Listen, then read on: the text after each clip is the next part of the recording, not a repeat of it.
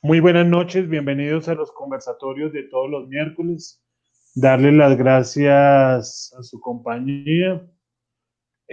Hoy tenemos como tema seguir hablando de los cuidados paliativos, lo mismo que hicimos hace 8 días. Están invitados y ya nos acompaña la gerontóloga y la directora de la Red Latinoamericana en Ecuador. Está invitado el psicólogo Cristian Ríos de Bolivia, que pues todavía no se ha podido conectar, y Cristian de Costa Rica, que está con problemas de conexión de la red allá en Cartago, Costa Rica. Pero vamos a ir arrancando en este tema que es tan importante. Estamos abiertos para las preguntas que ustedes hagan para responder. Eh, Gloria, como gerontóloga, tiene mucha experiencia en este tema, entonces podemos aprovechar si tienen preguntas para hacerlas directamente. Eh, Quiero de una vez, ustedes han visto que en redes sociales el mes entrante vamos a tener el Congreso de Cuidadores para invitarlos muy cordialmente. Es un evento de cuidadores para cuidadores y que va a enriquecer nuestro conocimiento y nuestro currículum. Eh, Gloria, entonces, por favor, dentro de los cuidados paliativos, dependiendo obviamente del paciente, hay varias etapas que se tienen para el desarrollo del cuidado. ¿Tú nos podrías decir algo así de estas características que se deben tener para los cuidados paliativos? Sí, primero que todo, muy buenas tardes con todas las personas que se han conectado por estos medios digitales. Sean todos bienvenidos nuevamente para seguir conversando sobre el tema que hemos traído desde la semana anterior de los cuidados paliativos. Les voy a rogar de favor que en el chat escriban cualquier inquietud o pregunta que tengan para ir dando respuesta y solución a las preguntas. En el proceso de los cuidados paliativos, como nosotros decíamos que paliativo es una palabra muy amplia, pero en sí nos significa paliar. Paliar todos los síntomas que tenga una persona que está en el final de la vida, digámoslo. Porque en realidad a quien se prestan los cuidados paliativos es a las personas que están atravesando ya un proceso en el final de la vida, proceso de enfermedad, un proceso, puede ser enfermedad como el cáncer, habíamos dicho enfermedades como el SIDA, enfermedades demenciales como el Alzheimer, o incluso por la edad, en el proceso de vida de la persona, tenemos la edad del adulto mayor y que terminará en cualquier momento con lo que es la muerte. A todas las personas, a todas, nos da miedo a veces hablar de esta palabra, la muerte. Y sabemos que todos vamos a pasar por ahí, todos. Pero en el momento que nosotros chocamos con una persona que está sufriendo o la persona que está ya en los últimos momentos o en una enfermedad cuando está yendo normalmente o con regularidad al médico, en sus exámenes le encuentran que tiene una enfermedad terminal o una enfermedad que pronto se va a abocar a lo que es la muerte, nosotros sentimos esos miedos. Nosotros como familiares, como cuidadores, como profesionales incluso, se siente eso, esa como barrera, digamos, de miedo que hay para afrontar esta realidad. Entonces, a nosotros nos vienen esas preguntas y nosotros lo que primero preguntamos es, doctor, ¿cuánto tiempo de vida? Eso es lo que normalmente uno pregunta como familiar o como cuidador, o incluso cuando el doctor a veces se atreve a decirle al paciente, eh, tiene cáncer o está, bueno, tiene tal cosa que lo más rápido es lo que le va a venir es la muerte. Y ha habido casos que incluso a veces va el paciente, no siendo solo mayor, sino una persona a veces joven, va al médico y sale destrozado, sale desilusionado, sale descompuesto, sale, bueno, ¿por qué? Porque el médico le dio esa noticia. Usted tiene cáncer. Y yo conocí de un caso de una señora que estaba al frente del hospital sentada llorando en el parter, y sentada lloré y lloré. Me acerqué porque íbamos con otra persona, nos acercamos. Señora, ¿le pasa algo? ¿Qué tiene? Entonces dijo, tengo cáncer, me voy a morir. Ya me voy a morir yo. Entonces, pero, ¿qué hay que hacer? Y una de las palabras que lo peor que nosotros como familiares, o lo peor como cuidadores, o como médicos, o como personal de salud, que se le diga al paciente o a la familia, ya no se puede hacer nada. Es mentira. Eso de ya no se puede hacer nada es una mentira total, y eso no debería existir en nuestro vocabulario. Se puede hacer mucho hasta el último día, ¿ya? Eso tengamos muy presente, esa palabra, ya no se puede hacer nada. Eso no, o sea, debemos desechar del vocabulario de nosotros, porque hasta el último momento de la vida de la persona se puede hacer. Se puede hacer, y sobre todo lo que nosotros debemos hacer es dar confort, dar calidad de vida a esa persona que de pronto con el pensamiento que ya se va a morir, con ese pensamiento que es lo que me dijo el médico, está tan angustiada, tan depresiva, y que todavía, digamos, ya no se puede hacer nada, es peor. Entonces brindemos ese acompañamiento, ese confort, esa calidad de vida que se merece la persona. Aquí en Ecuador tenemos una canción que se dice, en vida, algo chulla vida, no sé qué chulla quiere decir una sola vida. Y entonces dice, es una sola vida. Todo debemos hacerlo mientras uno esté vivo. Ya de muerto, ¿para qué? Y la canción le dice así. Entonces yo creo que todo lo que podamos ofrecerle al familiar, a mi paciente, mientras está vivo, es lo mejor. Nosotros como cuidadores, como familia, debemos sobre todo acompañar en ese proceso del final de la vida. Esos son los objetivos en sí de lo que son cuidados paliativos, el acompañar y sobre todo evitar el sufrimiento. Que la comunicación durante ese proceso, que la comunicación sea lo primordial. Es muy importante que haya la comunicación en el equipo de salud, con la familia, con el paciente y el cuidador. O sea, la comunicación es súper importante, porque de ahí va a venir lo que es los cuidados que se le van a dar a esta persona. Bienvenido, Cristian.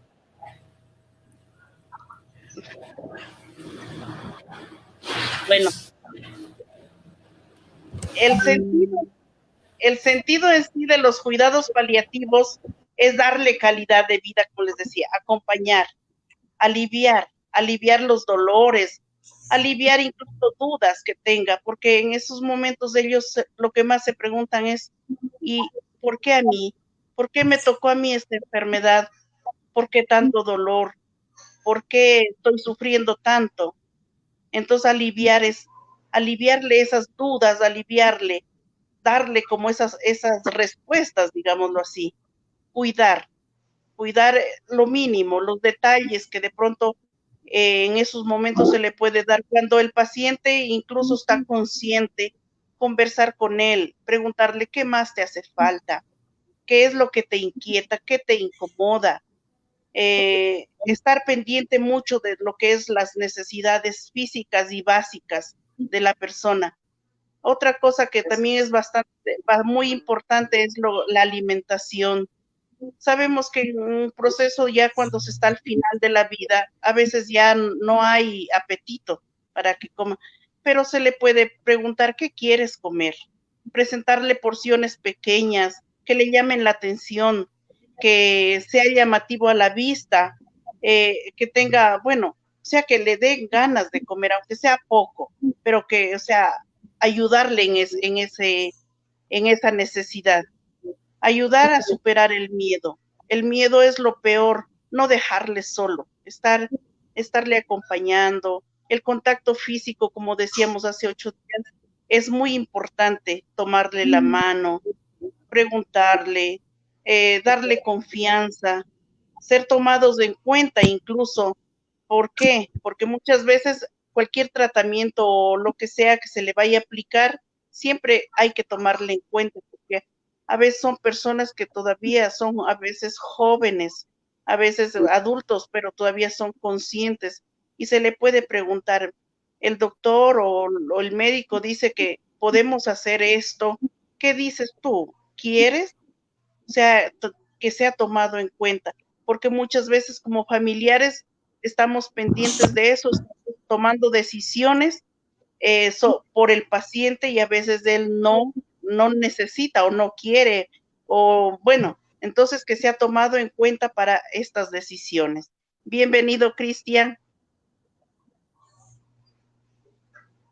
Cuando quiera, Cristian, estamos continuando lo que es la conversación de hace 8 días sobre el proceso de los cuidados paliativos que se le debe dar a las personas. He hablado ya de los objetivos de lo que es la comunicación con el paciente y sobre el sentido de lo que es los cuidados y la calidad de vida que se le debe dar en estos momentos. Continúen, compañeros. Bueno, bienvenidos los dos, Cristian. Como les había dicho, estaban con problemas de conexión, pero entonces me encantaría que, si se puede, siguiéramos con el tema de qué necesita una persona para ser cuidador de una persona al final de su vida.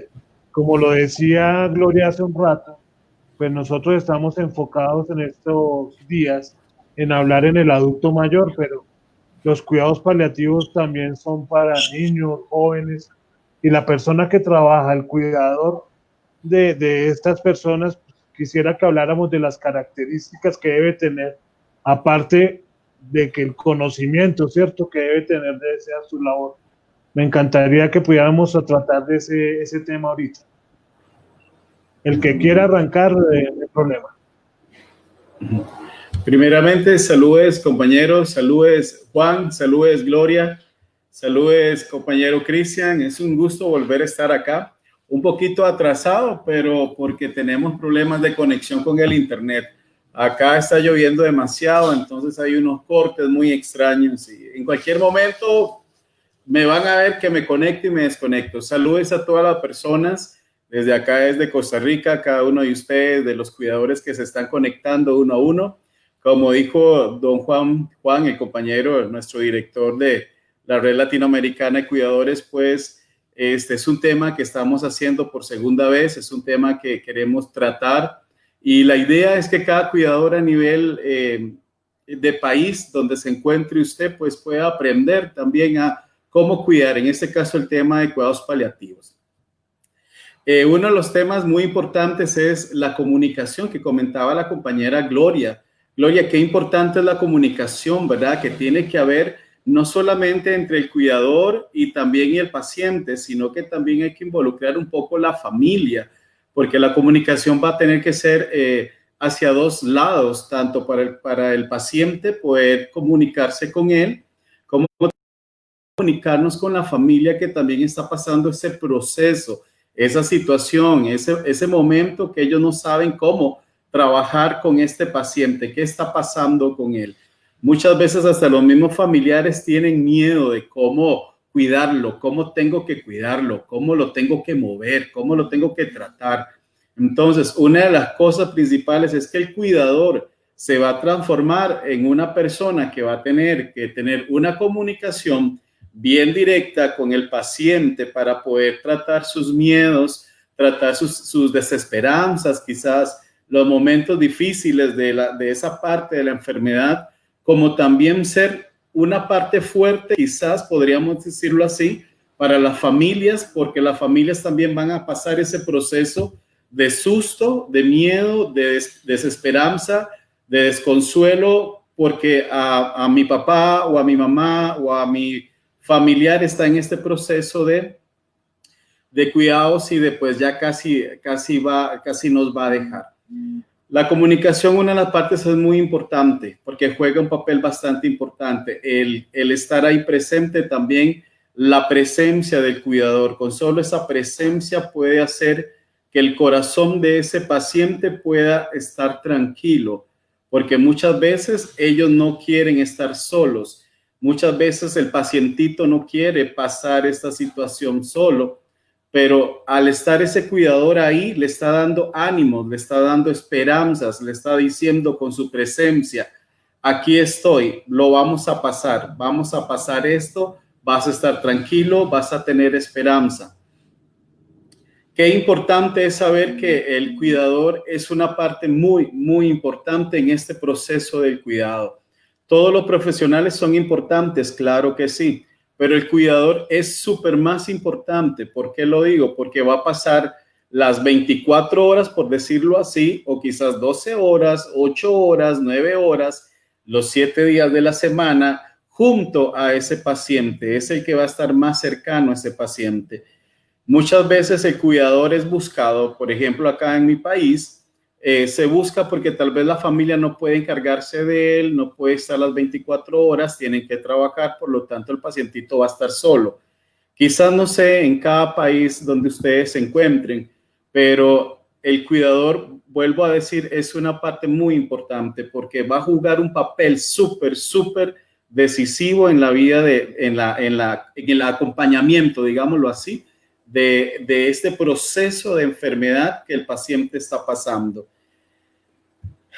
No solamente eso, sino también el carisma, el cariño que tiene que acompañar al cuidador, ese carisma, esa sonrisa, esa pasión por hacer, por amar lo que está haciendo, por amar a ese paciente, por quererlo y darle lo que se dice buena calidad de vida. Para eso ese cuidador está ahí, darle una buena calidad de vida en lo que es alimentación, en lo que es comprensión, en lo que es ese cariño que tal vez y en lo que es esa fuerza que el paciente ahorita no tiene porque se le está acabando la fuerza de vida, pero necesita tener esa fuerza que va a venir del cuidador y de su familia para poder pasar de esta vida a la siguiente vida, sea de la religión que sea. Siempre tienen una idea de una eternidad. Entonces, es muy importante. Compañero Cristian, ¿cómo me le ha ido?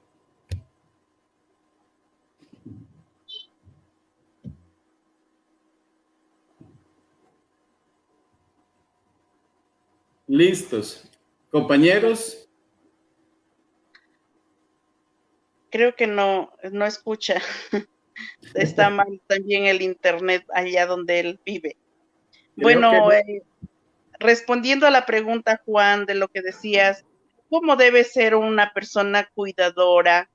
Las características que debe tener el cuidador es, primero que todo, tiene que ser responsable, tiene que tener misericordia y caridad. Misericordia, se lo entiende, a veces uno dice misericordia y siempre lo asocia con los curitas y las monjitas y no. Es una capacidad que uno debe sentir con el corazón. Eso quiere decir misericordia, sentir con el corazón. La responsabilidad, sentir, ponerse en los zapatos de la persona, en la piel del que está sufriendo.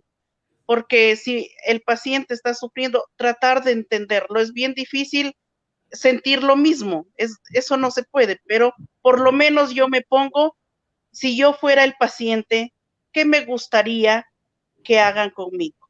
¿Cómo me gustaría ser atendido? Es una pregunta muy importante para uno poder también ayudar a las demás personas. Entonces, como ponerme yo en la piel de esa otra persona y sentir, tratar de sentir lo que él necesita o lo que él siente. Aparte de eso, tiene que ser una persona que hable poco, haga más, ¿sí? Hablar menos y hacer más. Estar pendiente de él en ese sentido. A veces somos muy, a veces tratamos temas de la enfermedad cerca al paciente y no nos olvidemos que el paciente lo último que pierde es el oído. Él está escuchando todo así, esté aparentemente dormido o inconsciente.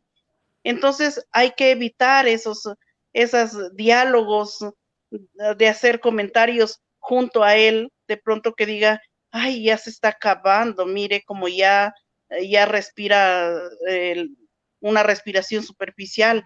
Normalmente lo que más nos asusta a nosotros es cuando empieza a tener ese como ronquido, un paciente cuando ya se está acercando a veces el momento de la muerte, empieza a tener una respiración como con ruido y eso a veces asusta a la familia y al cuidador. Pero la verdad que el paciente en ese momento sí tiene su dificultad para respirar, pero es algo que no nos debe asustar. ¿Por qué? Porque son signos que se nos van mostrando y nosotros tenemos que estar muy pendientes ahí. Eso, que sea primero que todo capacitado para poder cuidar al paciente, que sepa lo que está haciendo y que sobre todo se auto eduque sobre el paciente o la enfermedad que está tratando en el momento, de saber qué es lo que viene luego, que estos síntomas o estos signos son de la enfermedad. O sea, que no sea escandaloso otra cosa, que no tratemos de que a veces empieza a hacer momentos de que el paciente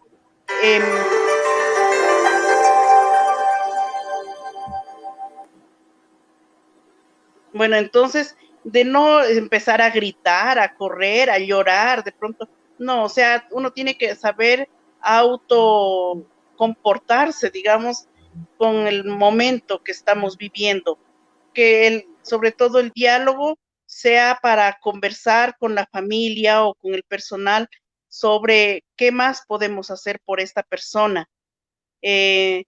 Bueno, ya dije el caritativo y ante todo ser bastante, que tenga privacidad, que el paciente a quien yo cuido, yo sepa respetarle la privacidad de él, ser comunicativo incluso cuando esté él inconsciente, decirle, señor fulano de tal, le voy a dar la vuelta, no cogerlo y moverlo de una, no, o sea, a comunicarle a él las cosas que yo voy a hacer con él, aunque él esté aparentemente dormido. Entonces, o sea, el respeto por la persona. Eso es algo muy importante, tener respeto por la persona a quien yo estoy cuidando. Compañero Cristian, ¿ya nos escucha? Sí. Sí. Ah, ya, gracias. Ahora sí, buenas noches. Buenas noches. Tuve unos problemillas ahí porque no los escuchaba ni los veía y dije, ¿qué ha pasado? ¿Hablo o no hablo? Y como lo veía Juan Carlos a sentir, dije, creo que están todos bien y el único que está teniendo inconvenientes soy yo. Mil disculpas.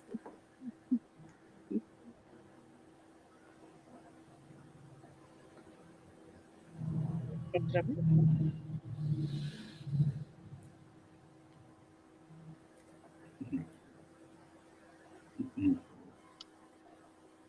Creo que otra vez se quedó sin compañero.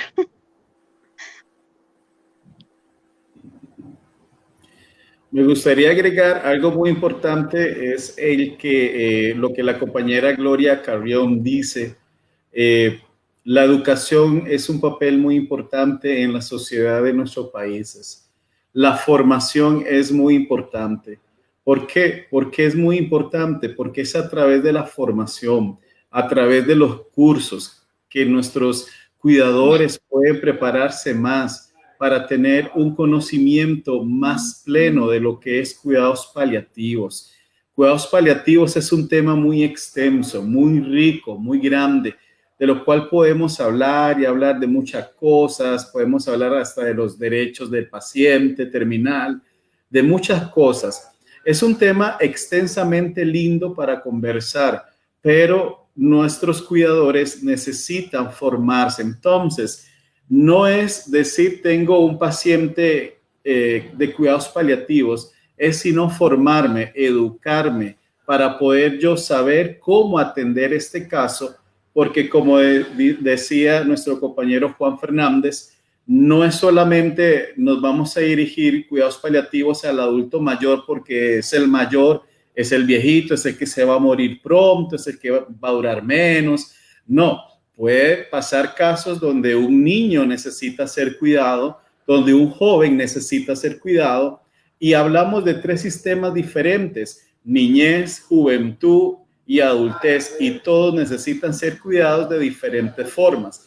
Ahora, apliquemos el área también patológica, porque si un niño tiene una cierta enfermedad diferente a la que tiene el joven terminal o a la que tiene el adulto mayor, son enfermedades diferentes. Entonces, ¿qué puede hacer un cuidador? Informarse más, mantener una comunicación de aprendizaje, de autoaprendizaje. ¿Por qué? Porque necesitamos aprender más sobre cuidados paliativos. Yo creo que desde el inicio hicimos un énfasis muy lindo en que los cuidadores necesitan formarse cada día. La formación no es de me formé hace 5 años y puedo dar esto, no, sino que la formación, y en este caso la formación en cuidados paliativos, nos va a dar la capacidad y las competencias muy buenas para poder saber cómo darle a una calidad de vida mejor a ese niño, a ese joven o a ese adulto mayor que está en ese proceso. La educación es muy básica, por lo tanto no podemos decir de que por desconocimiento no sé cómo tratar este pacientito en cuidados paliativos. Claro que sí, vas a aprender, pero necesitas capacitarte. Yo necesito que ese cuidador tenga la competencia suficiente para saber cómo tratar a mi papá que está en estado terminal, o cómo tratar a mi hijo de 14 años que está en estado terminal. Entonces, toda la educación conlleva un paso muy grande para que el cuidador o los que tenemos ese cargo de cuidar podamos aprender más y más y más. Y yo creo que esa es la meta de la red, que todos los cuidadores tengan acceso a prepararse más, a saber más, a conocer más, a adquirir nuevas estrategias, a adquirir nuevas formaciones en esas áreas diferentes. Entonces, como decía la compañera Gloria, la educación, el llenarse a sí mismo, el empaparse de lo que es en sí cuidados paliativos, es responsabilidad también del cuidador para que pueda dar un excelente trato tanto a la familia como también a la persona que está asistiendo. No podemos decir, no, yo no voy a llevar este curso de cuidados paliativos porque ya yo cuidé uno hace 7 años y eso fue lo que aprendí. Claro, aprendió bastante, pero todos los años, todos los días son cosas diferentes que se van a ir agregando para darle una mejor calidad de vida a ese pacientito que tenemos.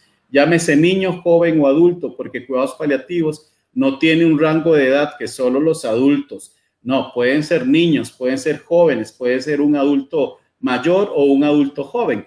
Entonces, preparémonos de una forma linda, adecuada, y aprovechemos todo esto que está haciendo los compañeros para que muchas de las personas podamos aprender muchas de estas cosas, estrategias y cómo valerme como cuidador profesional para poder atender este caso.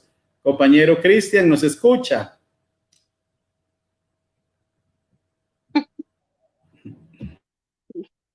Ahora sí. Sí, justamente creo que es importante, ¿no? Lo que refieren Gloria, lo que refiere Cristian, ¿no? Lo importante y el primer paso siempre va a ser la formación, ¿no? Es un aspecto clave. Es como que, ¿cómo puedo brindar un RPC a alguien? Y eso lo puede hacer cualquier persona, ¿no? Si no he aprendido a ayudar a una persona a poder respirar, a poder reincorporarse y tal, y tengo que aprender. Y existe conocimiento que quizás está al alcance de todos nosotros, ¿no? Es por eso que quizás la formación que estamos tratando de reforzar un poco está abocada en realidad a la formación del cuidador informal, ¿no? Y quería hacer mención justamente acá, respondiendo un poco lo que nos decía Juan Carlos, que existen 3 aspectos también que nos pueden ayudar, ¿no? Que pueden coadyuvar en la atención o en brindar este servicio de cuidados paliativos, ¿no? Uno que está relacionado a la conformación de grupos de apoyo, ¿no? No sé si les ha pasado en algún momento cuando hicimos algún curso, algún diplomado, alguna especialidad, hemos tomado contacto con distintas personas que han vivenciado lo que nosotros, ¿no? En la intervención de determinadas patologías. ¿Qué quiero decir con esto? Con que si tú estás compartiendo una experiencia con alguien que está atravesando lo mismo que tú en la intervención, en el servicio, entonces vas a tener mayor facilidad de poder ayudarte, ¿no? Yo le diré, Gloria, tengo un casito donde tengo un paciente que está con insomnio y no puede dormir por los dolores y tal y tal. Y Gloria me dirá, sí, yo también he tenido un paciente una persona hace una semana, hace un mes, hace un año, y podrá darme algunas recomendaciones, ¿no? Para poder intervenir en este caso. A esto me refiero con con la conformación de grupos de apoyo.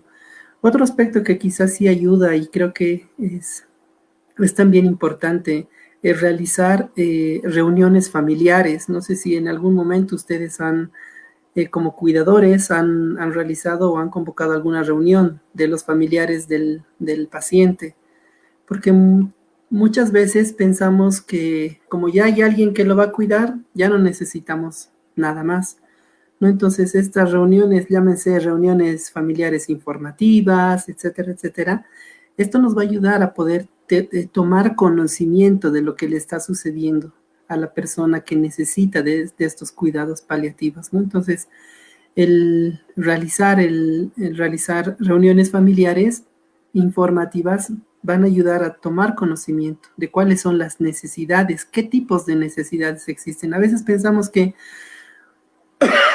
una persona que requiere cuidados paliativos solamente necesita medicamentos, ¿no? Porque la mayor parte de los familiares se van al punto, al área física, ¿no? Pero existen otras áreas como el área espiritual, el área cognitiva, está también el área emocional, psicológica, social, que son importantes, ¿no? Y muchos de los familiares no toman en cuenta estas áreas. Y creo que sí, también es importante, ¿no? Y como última sugerencia, tal vez, el acudir o el solicitar apoyo, ¿no? Un trabajo interdisciplinario considero que sí es imprescindible al momento de brindar un servicio relacionado a cuidados paliativos, porque no somos todólogos. Hay algunos aspectos que no vamos a saber manejarlos, entonces quizás en esas situaciones vamos a recurrir a un especialista en determinada situación, ¿no? Quien nos va a poder ayudar a poder solucionar, ¿no? Es lo que les puedo compartir. Teniendo en cuenta que los cuidados paliativos se lo damos a las personas que están más prestas a la muerte, digámoslo así, que este es el último momento, digamos, del ciclo de la vida de la persona, el que cierra el ciclo, porque nacemos y hasta que morimos ahí se cerró ese ciclo.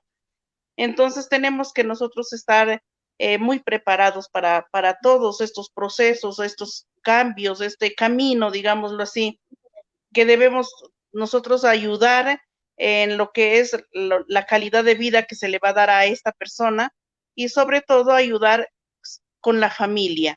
También nosotros tenemos que estar capacitados para ayudar a la familia, porque es un ser querido a quien yo estoy cuidándoles, estoy ayudándoles, pero la familia también sufre, está sufriendo bastante porque es algo que se están desprendiendo de una vida, puede ser papá, mamá, hijos, lo que sea, es una vida, entonces esta familia está sufriendo.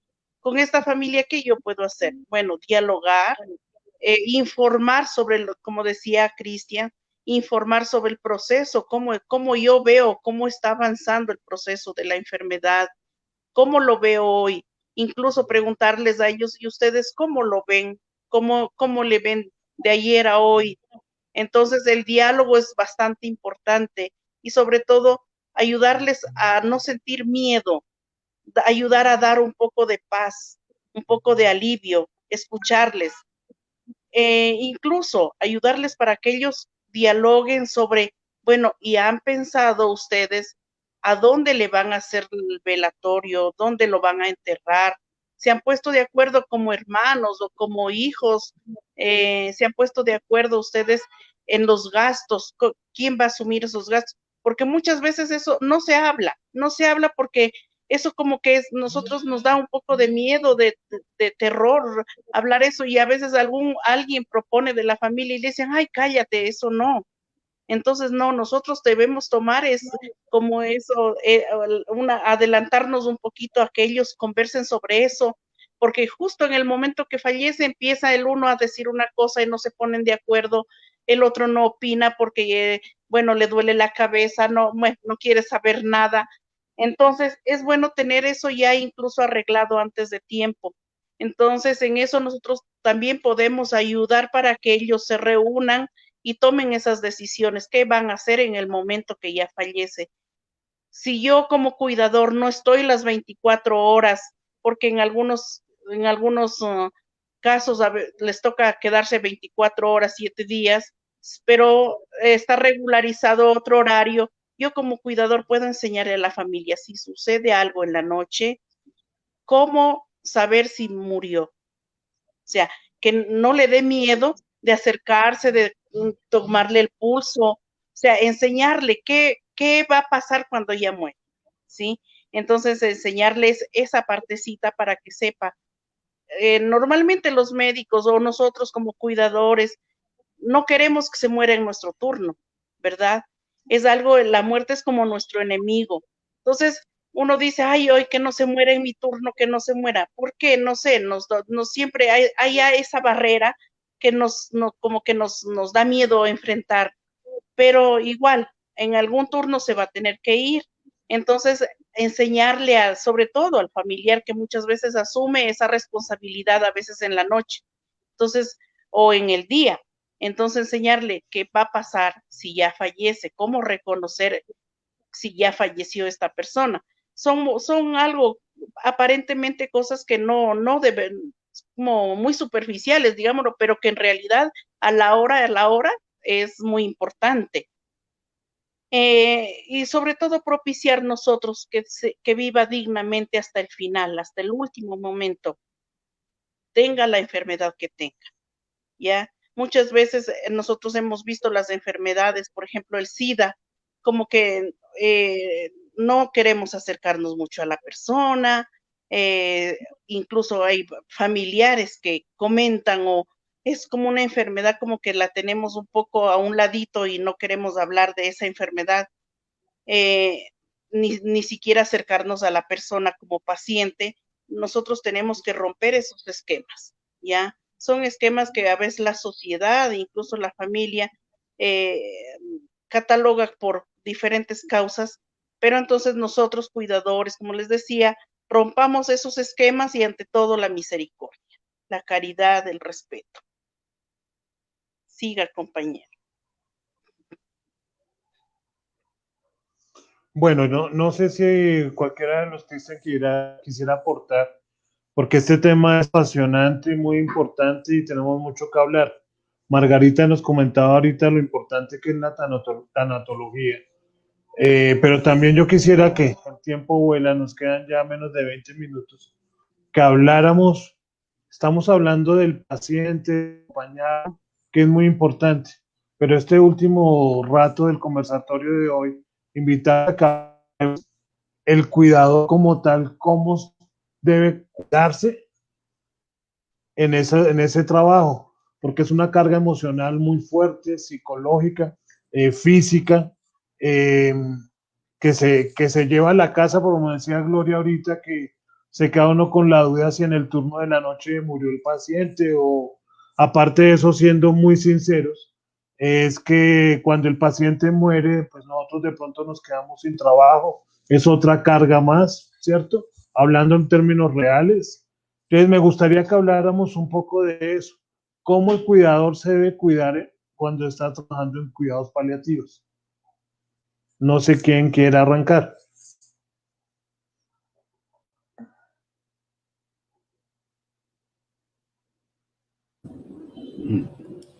Bien, sí, Juan, muy importante. Yo quisiera hablar de algunos sentimientos que escribí por acá, ¿me escuchan?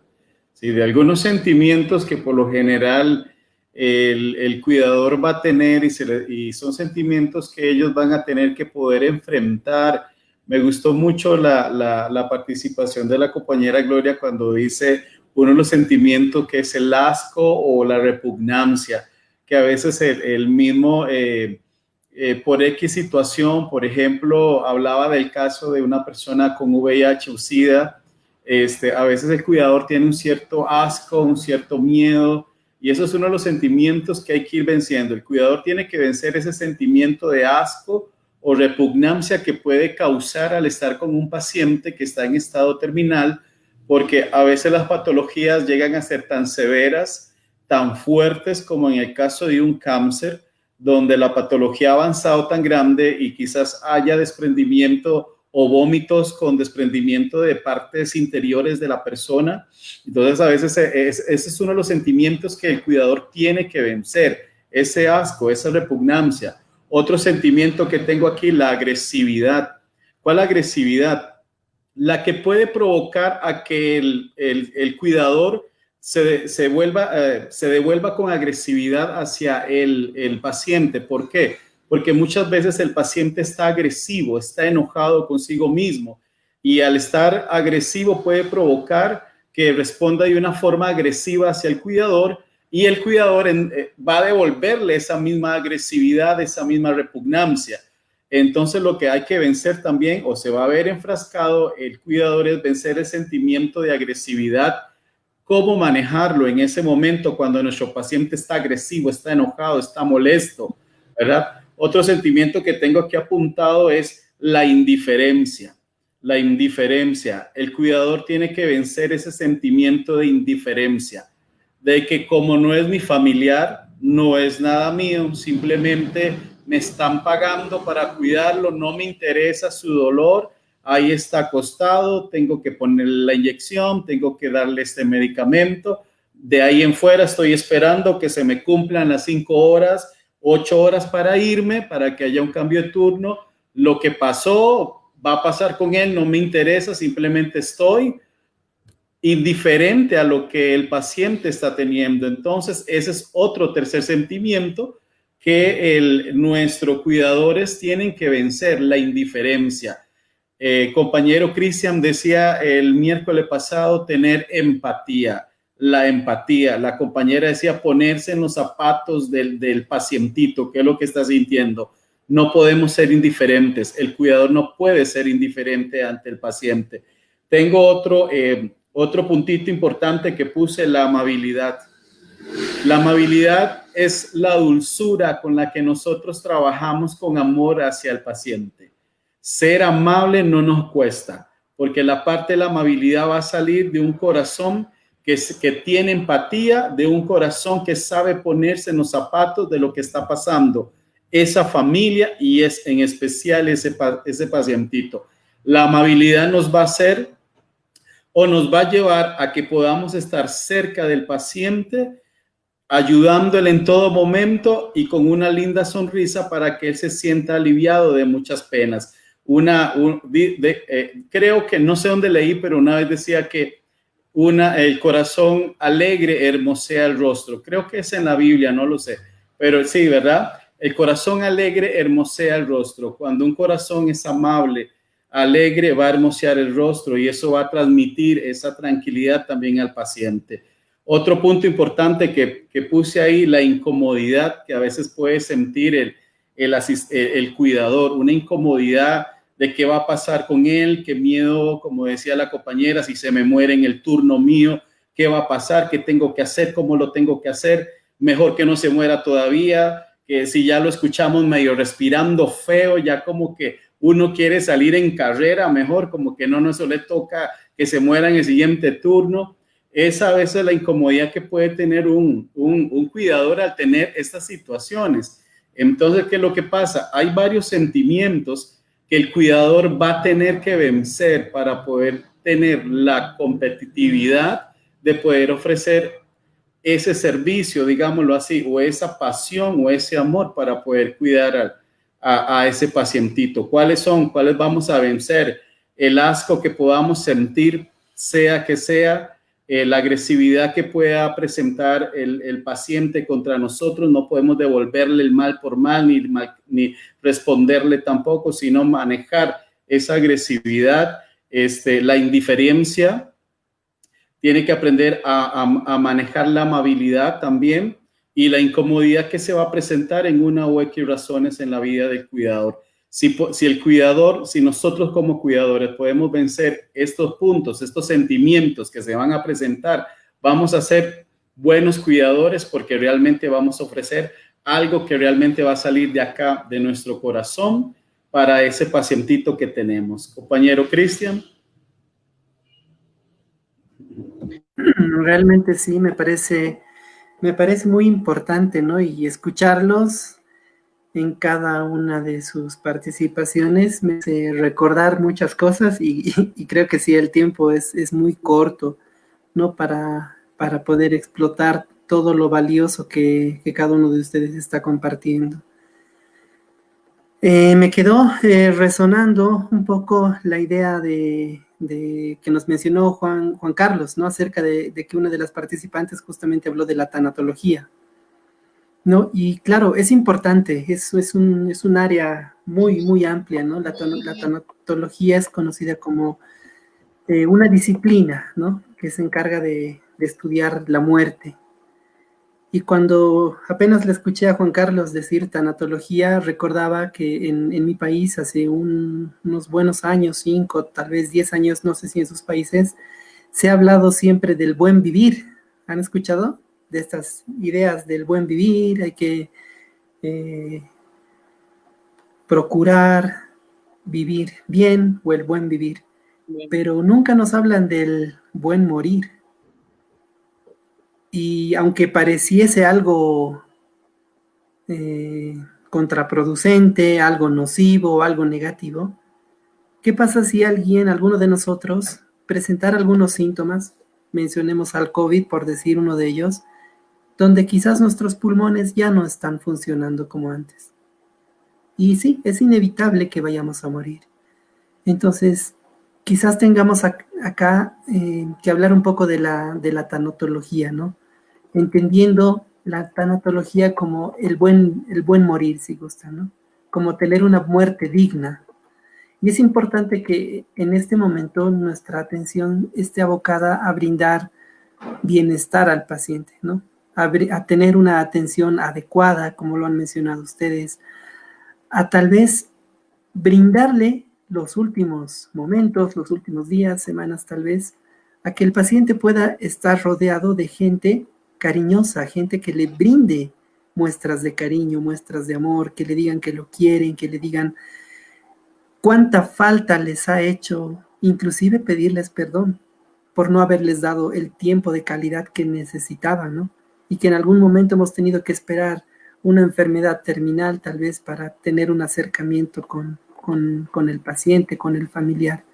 Creo que es importante que hablemos en la verdad también con el paciente, ¿no? Y no brindarle o evitar brindarle falsas expectativas, ¿no? De decirle, bueno, no te preocupes, vas a vivir 1 año, 2 años. Ya compartíamos la anterior semana y decíamos, no es bueno hablar de una fecha, ponerle una cantidad de días, semanas o meses. Es decir, evitar brindarles expectativas falsas. Por otro lado, considero que es importante respetar las necesidades del paciente, hacer todo lo posible de satisfacer sus necesidades en la medida de que se pueda hacerlo. Hay pacientes que dicen, quisiera escuchar, y no sé si lo han escuchado, yo he tenido algún paciente que lo ha atendido en su domicilio, donde me decía, por favor, ayúdeme. Te agarraba la mano y te decía, quisiera escuchar el disco de los Beatles, de no sé qué, pero en disco, ¿no? Como que quizás poner atención en sus últimos deseos también. Yo prefiero un paciente que se vaya feliz, tranquilo, satisfecho, rodeado de cariño, rodeado de ternura, de muestras de amor, a un paciente que tal vez está renegando de su entorno, que más allá de querer luchar con la enfermedad, está deseando morir, ¿no? Entonces creo que es importante cubrir en la medida, reitero, de nuestras posibilidades las necesidades que tiene el paciente. Y a veces no son difíciles, son están al alcance de nosotros, ¿no? Aunque no crean, hoy justamente en la tarde tuve una paciente que me decía, ¿no? Durante muchos años me dediqué al rol de mujer, me dediqué al rol de hasta quizás de esposa, pero dejé de lado el rol de mujer, ¿no?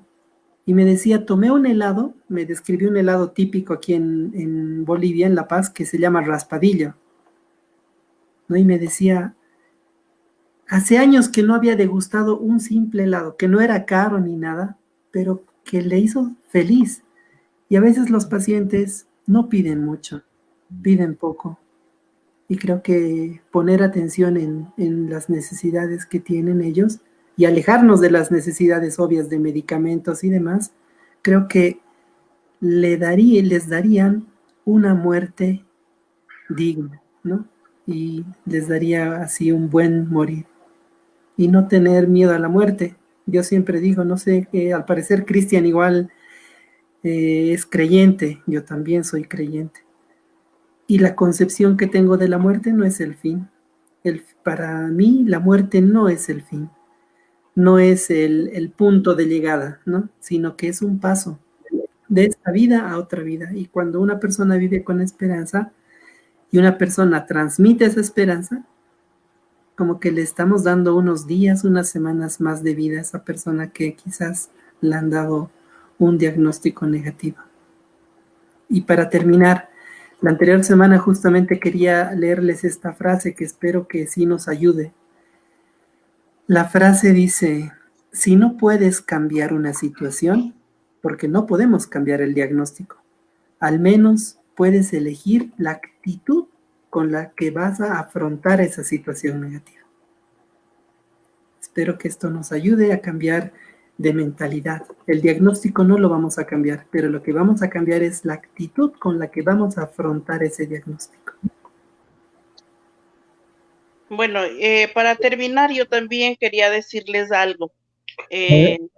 Yo llevo ejerciendo mi profesión y bueno, y también como cuidadora muchos años, más de 20 años, sí. Y he visto morir mucha gente, mucha, más de 60, creo, no sé, pero mucha gente que incluso que uno dice murió en mis brazos, ¿no? Porque uno estaba ahí en ese momento. Cada persona es muy diferente, la una es muy diferente a la otra, una muerte es muy diferente a la otra. Algunas me llenaron con mucha paz, o sea, quedé yo tranquila, otros me dejaron como unas expectativas que yo decía, bueno, y si hubiera hecho esto, no hubiera pasado, pero yo sé que tenía que llegar el momento. Uno que me llamó mucho la atención él tenía cáncer. Durante todo el proceso, él fue muy consciente, él tomó todas sus decisiones, yo le acompañé todas las veces al médico, le iban a hacer quimioterapias, al fin él dijo que no. Él firmó y dijo, no quiero, no voy a tomar porque ya habíamos quedado que sí, pero él en el momento dijo no y firmó su autorización que no le haga. Bueno, pasó tanto tiempo entre consulta, exámenes y radioterapias y cirugías y todo.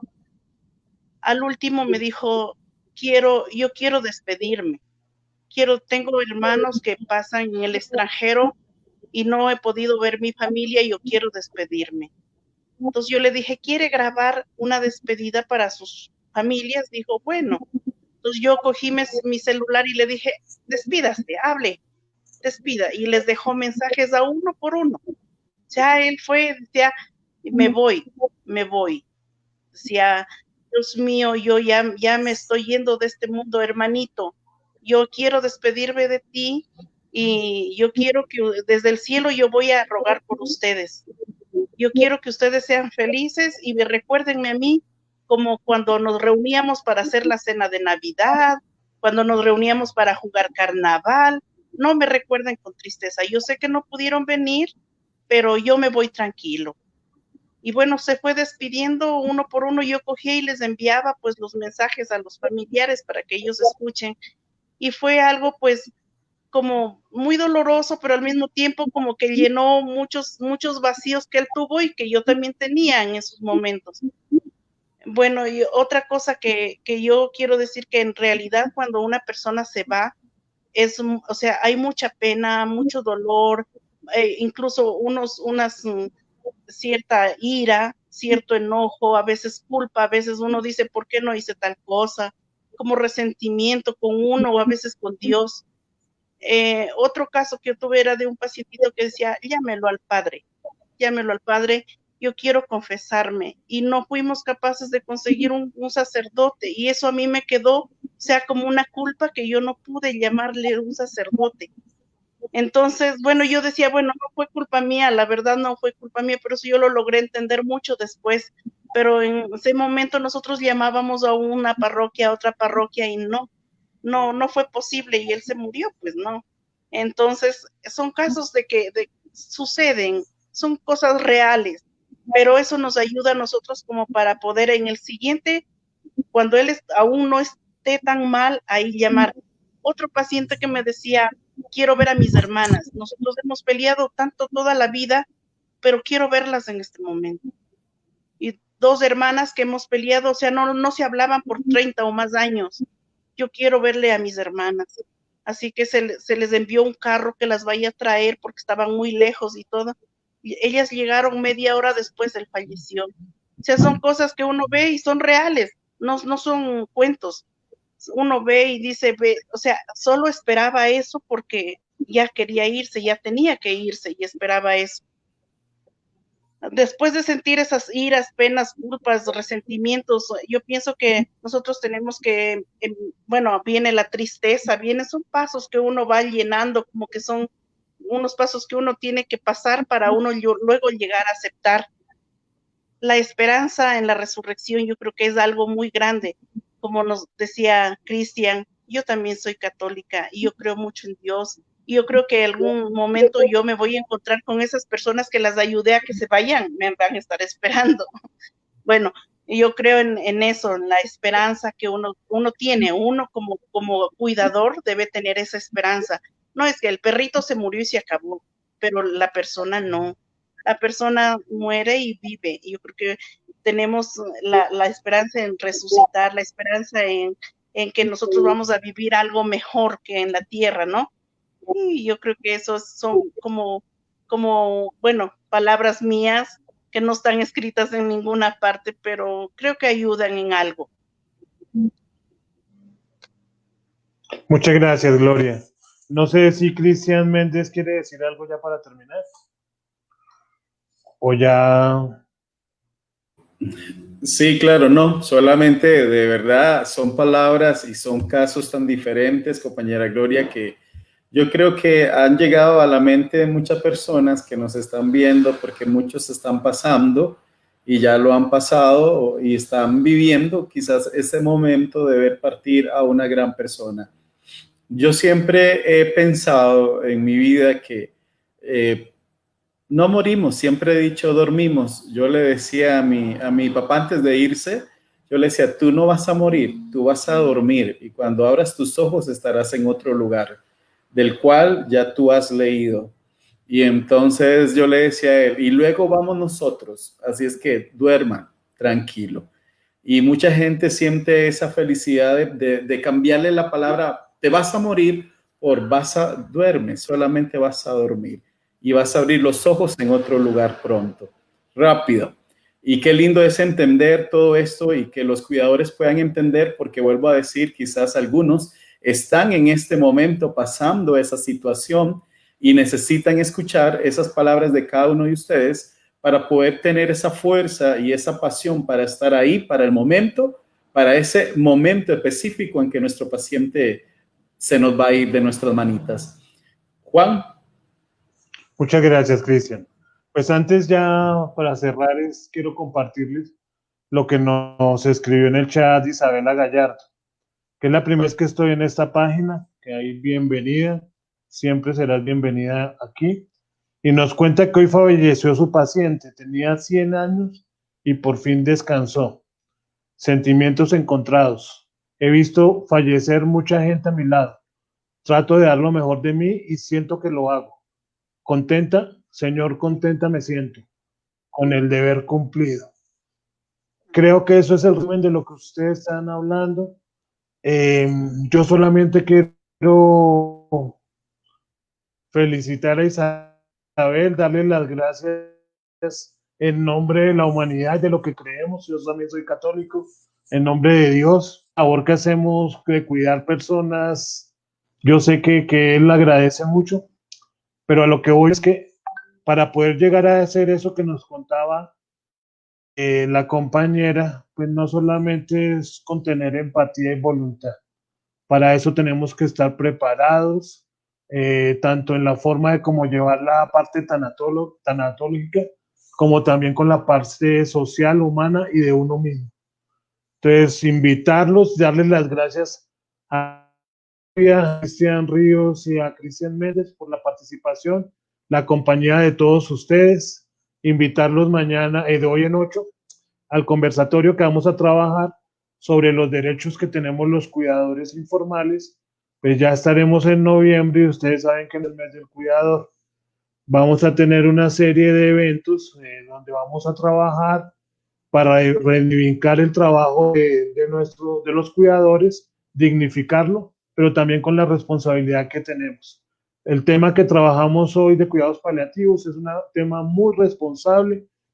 Ahorita me disculpan, pero alguien lo dijo ahí, no anoté el nombre, que este trabajo no solamente por los pesos que nos pagan, el dinero que nos pagan, es algo que deben hacer del corazón, una responsabilidad muy grande para ayudar a la persona a que se vaya tranquilo, como dijimos, en la mejor forma posible, o dijo Cristian Ríos, de ayudarlo al buen morir, ¿cierto?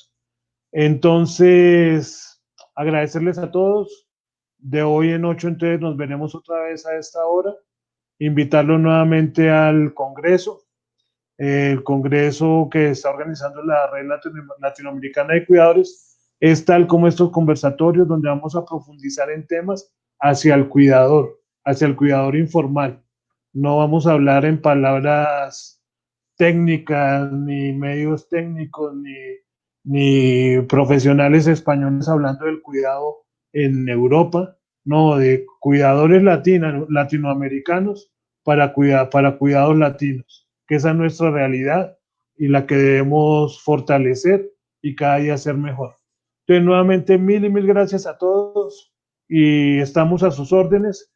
Otra, ya como hablamos de los curas, otro aviso parroquial.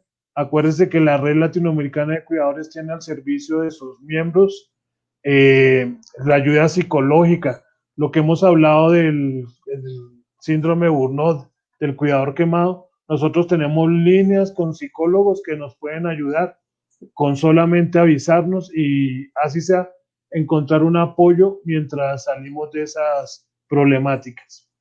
Entonces ya me alargué mucho. Muchísimas gracias nuevamente a todos. Y entonces dentro de 8 días estamos acá viéndonos en el tema de los derechos de los cuidadores informales. Que estén muy bien, cuídense mucho.